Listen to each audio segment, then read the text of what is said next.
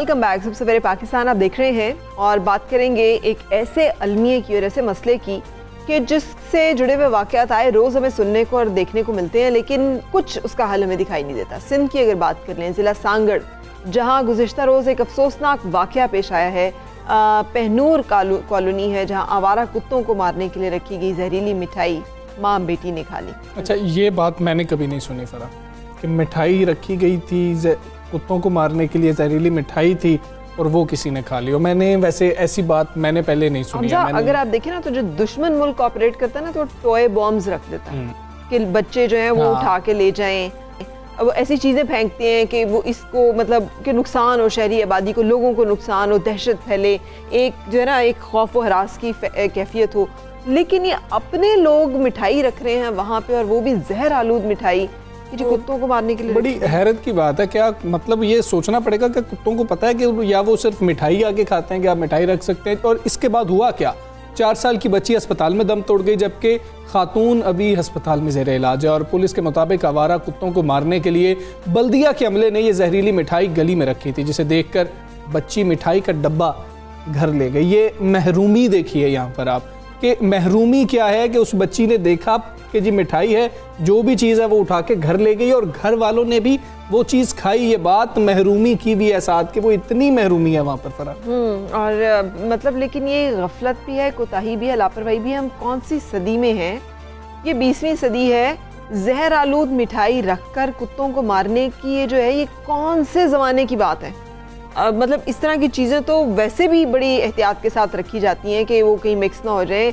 मुज़र सेहत अद्वियात बच्चों की पहुंच से दूर रखें, हमें बताया जाता है। तो आपने कैसे पहुंच में सारा कुछ रख दिया?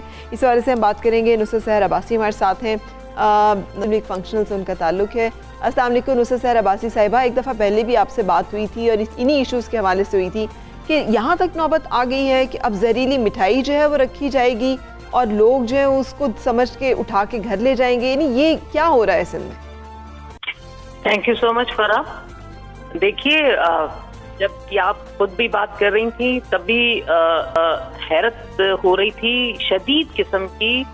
बिल्कुल सही कहा कि ये वो दौर है कि जिस जमाने में कुत्तों को मारने के लिए मिठाई रखी जाए, मतलब अनबिलीवेबल। इस पर यकीन नहीं आ रहा है, लेकिन चूंकि वाकया हुआ है तो अब इस पर यकीन करना पड़ेगा। आपको पता है सिंध हुकूमत ने ये कुत्तों को मारना और ये बच्चों को, जो इतने ज्यादा लोगों को बच्चों के काटने के केसेस है और कितने ही लोग इससे मर चुके हैं, बच्चों की तो बहुत ज्यादा तादाद है। तो फिर हमने जब बहुत ज्यादा असेंबली में चीखो पुकार मचाई तो पता चला कि इन्होंने कुत्तों को की नस्लबंदी के लिए जनाब 1 अरब के करीब कुछ पैसे रख दिए थे। अच्छा, अब इनसे कोई पूछे कि भाई वो जो कुत्तों की नस्लबंदी के लिए आपने ये 1 अरब का अमाउंट रखा हुआ था, तो वो कहाँ है? वो पैसे कहाँ है भाई कि आपको कुत्तों को मारने के लिए, मतलब आपके पास कोई अमला भी नहीं है। वो गन्स होती हैं जिससे बेहोश कर दिया जाता है। हमने तो ये भी देखा है कि कुत्तों को अगर पकड़ना है या कुत्ते वहाँ बहुत ज्यादा हो गए तो उनको बेहोशी के इंजेक्शन दूर से ही वो गन्स होती हैं खास तौर पर, उनसे उनको बेहोश करके उठा के ले जाते हैं। लेकिन ये कहाँ का एक सिस्टम है कि आपने मिठाई रख दी? और आपको पता है ये हमारे मुल्क में खास तौर पर फिर हमारे सूबे में गुर्बत बहुत ज्यादा है और गुर्बत का मयार इतना है कि लोग बाहर से कचरे से इधर उधर से चीजें खाना पीना उठाकर बेचारे खाते हैं। ये तो आपके चैनल पे भी हम देख रहे होते, बल्कि हम अपनी आम जिंदगी में भी देख रहे होते। तो क्या रखने वाले ने, जो इंतजामिया का बंदा था, वो क्या सोच के रखे गया कि ये कुत्ते ही खाएंगे, इंसान नहीं खाएंगे? क्या कोई नजर रख रहा था?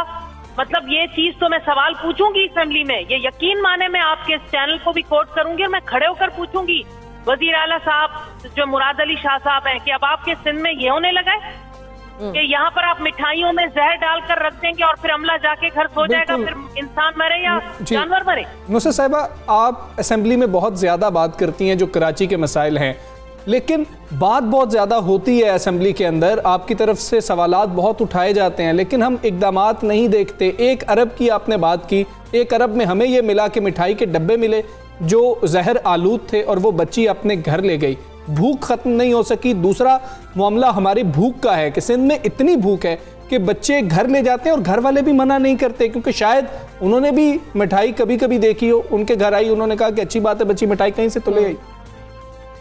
बिल्कुल जी, गुर्बत के हवाले से कोई ये वो तो नहीं है कि हम ना इस पर बात करें। कराची से कश्मीर तक आप खुद देखें, हर जगह पर सड़कों पे आप और मैं आते जाते हैं, लोग, बच्चे, छोटे छोटे मासूम बच्चे भीख मांग रहे हैं। और इस हद तक सिर्फ भीख नहीं, बहुत सारे मुख्तलिफ ऐसे कामों में इन्वॉल्व होते हैं, क्योंकि वजह यही है कि गुर्बत सबसे ज्यादा है।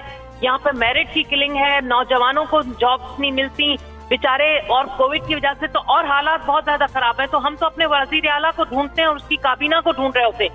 यहाँ 2 या 1 वजीर नजर आता है आपको घूमते फिरते हर जगह।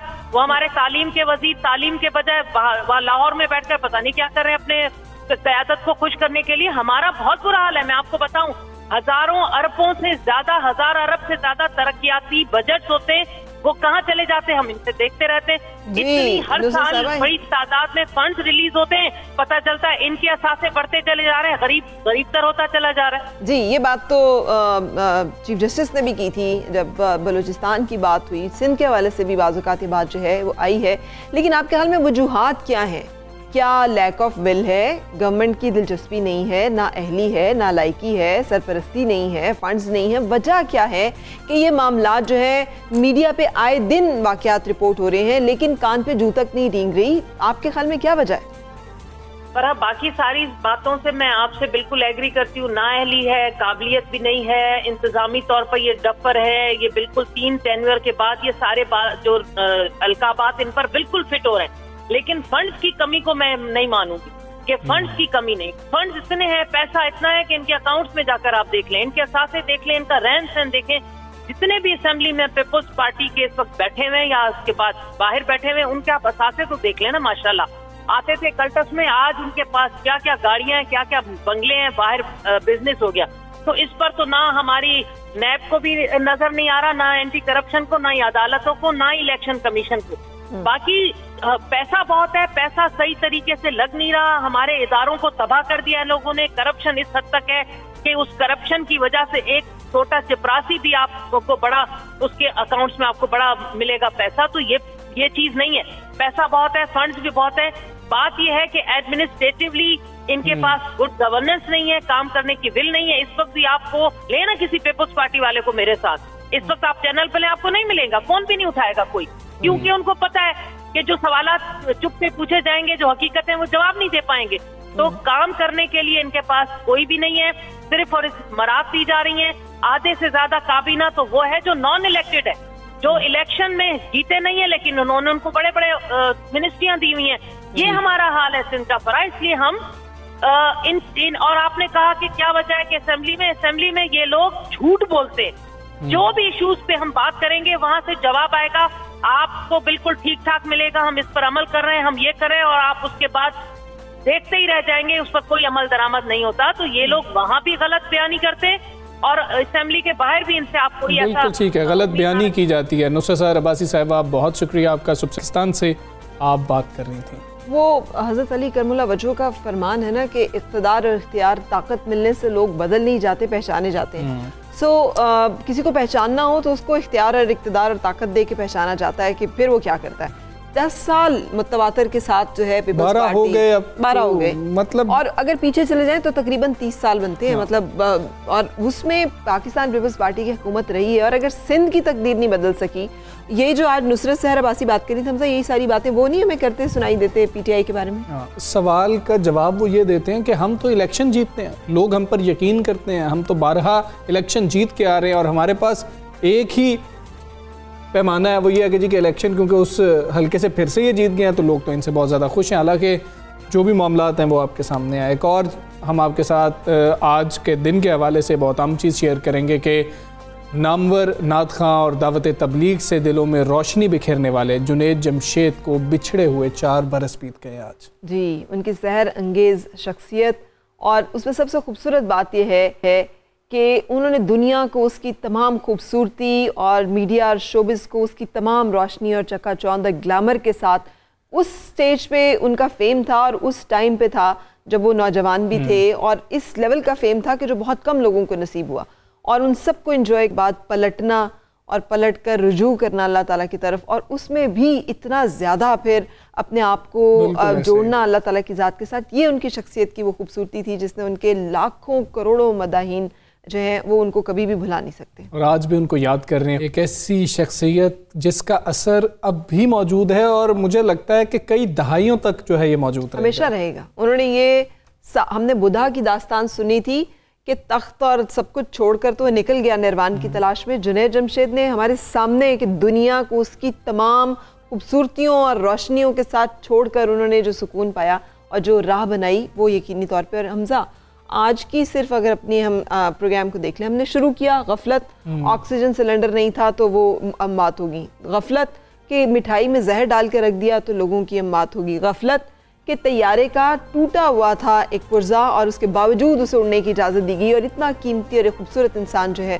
हम उससे महरूम हो गए। तो गफलत, कोताही, लापरवाही, खुदा के लिए हम जो कर रहे हैं हमसे उसी का सवाल होगा कि हमने वो पूरा किया, हमने उसे अच्छी तरह से किया, जो जो रोल्स एंड ड्यूटीज़ हैं तो जो भी आप काम कर रहे हैं उसको बेहतरीन तरीके से अंजाम दें। अल्लाह गरीक रहमत करे, करवट करवट जन्नत अता करे जुनैद जमशेद साहब को। हमें यहाँ पर एक ब्रेक लेनी है, स्टे विद अस।